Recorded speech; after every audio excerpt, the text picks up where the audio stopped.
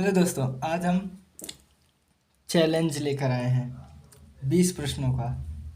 देखते हैं इसमें से आपका कितना सही होता है। चलिए देखते हैं। पहला है, किस कलाकार के विषय में सेजान ने कहा था। किस कलाकार के विषय में सेजान ने कहा था, केवल एक आँख है और कुछ नहीं। क्या केवल एक आँख है और कुछ नहीं, परवाह आँख भी क्या। क्या परवाह आँख भी क्या। ऑप्शन है, नंबर 1 वान गो, number 2 Vinci, number 3 Jackson Pollock, number 4 मोने। तो इसका जो सही जवाब होगा वो होगा मोने। अवव्यंजनावादियों का उद्देश्य क्या था। क्या अवव्यंजनावादियों का उद्देश्य क्या था। देखिए, अवव्यंजना मतलब अवव्यंजना अभिव्यक्ति। तो अवव्यंजना या अभिव्यक्ति हम कैसे करेंगे, अपने दिल की बात बाहर रखते हैं, वही होता है। चलिए देखते हैं। ऑप्शन 1 प्रकाश का अंकन, गतिशील, वस्तु का आयाम, आंतरिक भाव। तो यही आंतरिक भाव आपकी अभिव्यक्ति से जुड़ा है।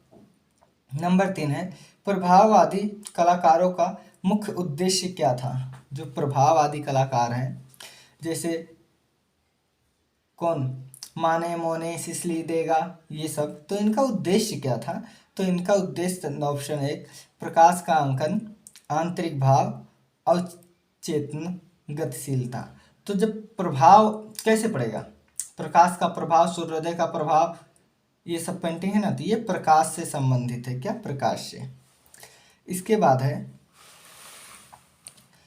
Question number 4। देखिए, घनवादियों का मुख्य लक्ष्य क्या था। क्या घनवादियों का मुख्य लक्ष्य क्या था। प्रकाश पुंज था, अवचेतन मन था, गतिशीलता थी, आयाम या वस्तु था। तो घनवादियों जैसे शब्द से ही पकड़ में मिल रहा है कि घनवाद, घन एक क्या है, एक आकार है। तो ये किससे संबंधित है, आयाम और वस्तु से।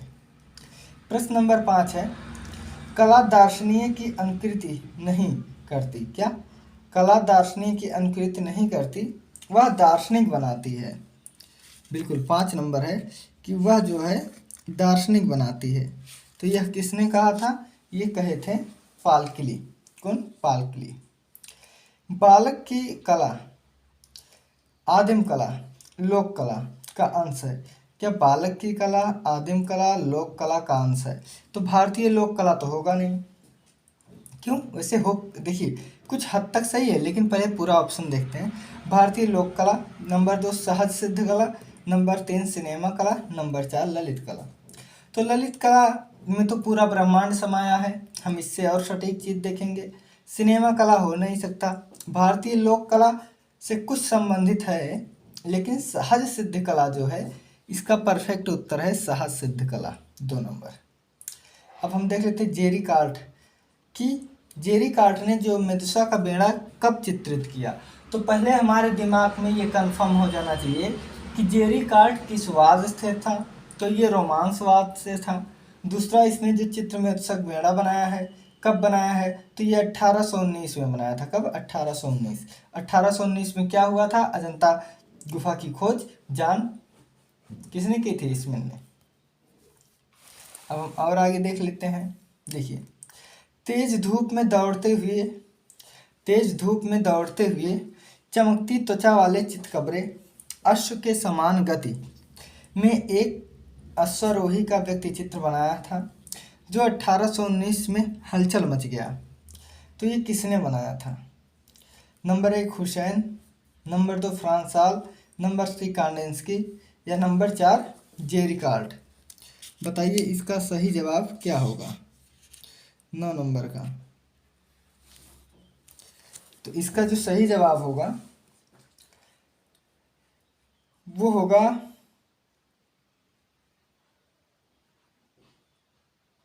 क्या होगा, बताइए। 8 नंबर का, 8 नंबर का होगा जेरी कार्ट। क्या, जेरी कार्ट।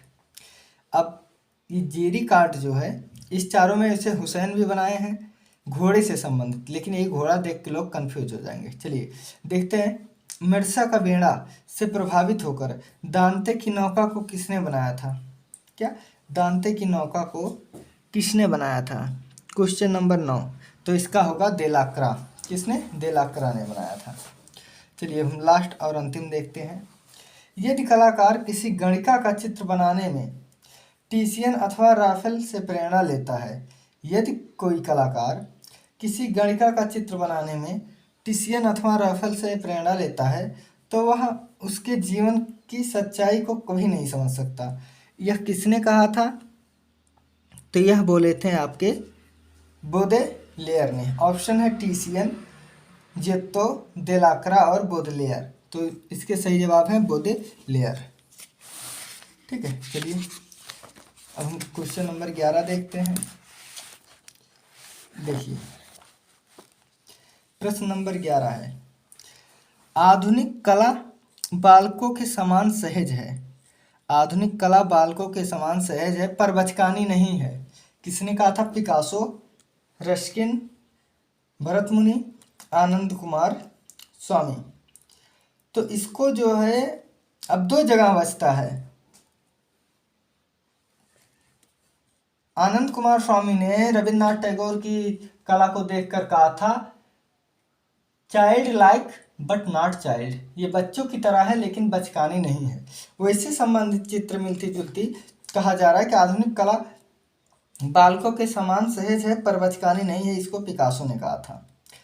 प्रश्न नंबर 12, 19वीं सदी में फोंटेन ब्लू के वन को चित्रण किया था। तो ये फोंटेन ब्लू कहाँ से है अभी हम बताते हैं। पहला वेंकटप्पा, दूसरा निकोलस, तीसरा दाविनी, गवन्नी, नंबर 4 कृपाल सिंह। तो देखिए फोंटेन ब्लू सुनते ही आपके मन में बारबीजा कलाकार आ जाना चाहिए, प्रभाववाद। तो प्रभाववाद में सही होंगे दाविनी, ठीक, बार्कसी। अब देखिए 13 का, किस कलाकार ने 4500 लिथो चित्र बनाया था? 4500 लिथो चित्र बनाया था। तो दामिये, राजा रवि वर्मा, अवनींद्रनाथ टैगोर, असित कुमार हलदार। इसके सही जवाब होंगे दोमिये। लिथोग्राफिस्ट राजा रवि वर्मा है लेकिन इनको गलत मत कर देना। देखिए William Hunt, John Everest malaise व दांते रोजेटी किस वाद के कलाकार हैं? William Hunt, John Everest malaise, दांते रोजेटी किस वाद से हैं? तो ये हैं आपके प्राक राइफल वाद। ठीक है, प्राक राइफल वाद।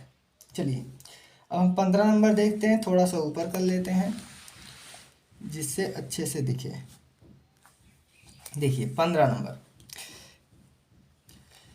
किस कलाकार को ईश्वर का अपमानकर्ता कहा जाता है? किस कलाकार को ईश्वर का अपमानकर्ता कहा जाता है? मिलेस, number B Gauguin, number C Courbet, number 4 फ्रांजिल्को। तो फ्रांजिल्को तो संत चित्रकार था, ये तो होगा नहीं। क्यों? हाँ ये तो होगा नहीं। फिर गॉगिन है तो कुछ हद तक गॉगिन को कुछ हद तक क्या नहीं, इनको नहीं कहा जा सकता। लेकिन कुर्बे ने कहा था ना, तुम मुझे देवता दिखाओ मैं उसका चित्रण करूंगा, जब तक नहीं दिखाओगे मैं नहीं करूंगा, मैं उसी चीज का चित्रण करूंगा जो मैं आंखों से देखूंगा।